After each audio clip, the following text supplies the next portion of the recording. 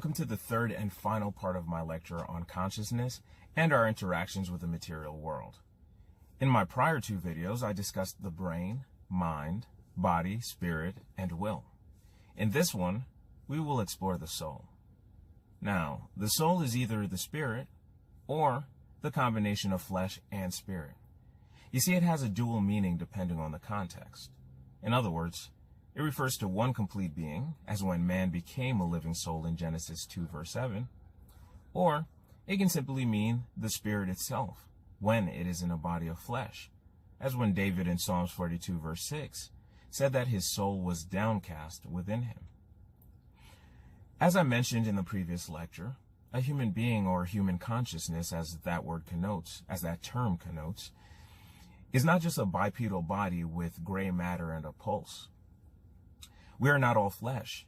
Instead, we are spirits dwelling within flesh. So when we read in Genesis 2 verse 7 that the Lord God formed man from the dust of the ground and breathed into his nostrils the breath of life, and then man became a living soul, we should understand that God did not make a separate soul. This is a very common misconception, which seems to be held by the vast majority of believers. And it's time to shatter that misconception once and for all. Folks, a human being is not body, spirit, and soul. He is both body and spirit, the formula that makes him a living soul. Now, I say him using the language of the Bible because regardless of what you believe, the truth of the matter is we all came from Adam and Eve was made from Adam. Now, we can prove this with science if we really want to, but that's either going to be a topic for a different day or a different video, or one that you can read about in my book called The Serpent's Lie. And I can share more about that toward the end of the video. But for now, back to the soul. The soul consists of intangible and sometimes tangible aspects of a creature. It can grow and change with time and through each decision made. Also, this may surprise many of you, as you may have been taught, like I was, that animals don't really have souls. In Genesis, around the account of Noah's flood, God says he will destroy all animals wherein is the breath of life, the ruach, which is a Hebrew word for spirit. Now keep this in mind.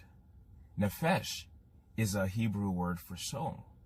Now, ever since I was a lad in Sunday school, up to the man I've grown to be, I've heard from church folk that being made in the image of God means human beings were made in three parts.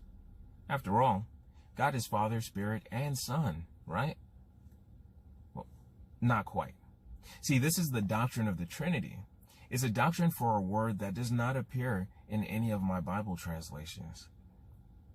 God is one God. Don't get me wrong. The Trinity helps us to better fathom his nature, but it has also led us to believe that being made in his image means having a tripartite nature of body, spirit, and soul. This is false. If that's the case, then animals should also have been made in God's image. They are body, spirit, and soul. The word nefesh is also used for animals in the Bible. Remember, that's one of the Hebrew words for soul. And it's used several times in Genesis with respect to animals. For instance, in Genesis chapter 1, verses 21 and 30. See, making a soul requires two ingredients, a body and a spirit. Animals, like us, were made from the earth. God also breathed the breath of life, or a ruach, into them. Remember, that means spirit. So it makes sense that they should also be nefesh, living souls. Human beings made in the image of God implies that we represented something. When a president is unavailable for any reason, the vice president carries out presidential duties. When a manager is away, an assistant manager will become the acting manager.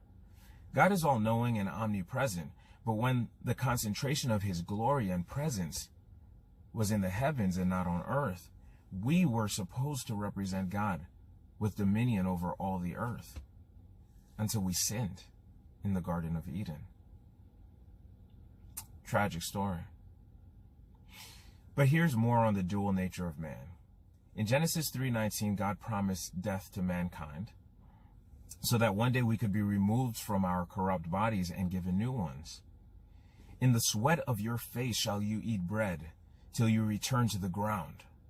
For out of it were you taken, for dust you are, and to dust shall you return.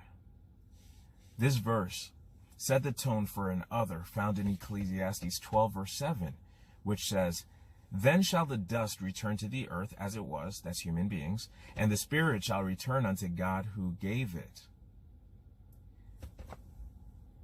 I have a question. Where does the soul go? Nowhere. See, when one dies, the soul is deconstructed. I can simplify my point by comparing it to a burger. A patty between two buns becomes a burger. But if the patty is separated and goes back to the freezer, for instance, and the buns go back to the bag they were taken from, the burger hasn't gone anywhere in particular. It was simply deconstructed. The burger is not a burger unless a patty is sandwiched between two buns. Likewise, there is no soul without a spirit inside a body. Plain and simple, that's really the mystery behind the spirit and the soul, the differences between them, and also how we interact with this physical world. So I thank you all. I thank you all for tuning in. Anyone who's watched all 3 videos, thanks so much for your support doing that. I hope you guys have been enlightened, and I would love to hear back from you. Any comments that you might have, any concerns, questions, things like that. And I did mention that I wrote a book, which is available on Amazon. It's every bit as enlightening as these video lectures have been, if not more. It looks something like this, although your copy wouldn't have the not for resale label on it, although I hope you wouldn't just buy it and resell it. Hopefully you can keep it in your libraries. But yeah, it looks very much like this, okay? Again, it's available on Amazon. It's called The Serpent's Lie, okay? And guys, I hope it'll be a blessing to you, to your friends, your families. And I hope that you will not only be blessed abundantly, but that you will be a blessing for others, okay? With that said, it's been a pleasure making these videos for you. Be lavishly blessed. Until next time. Bye.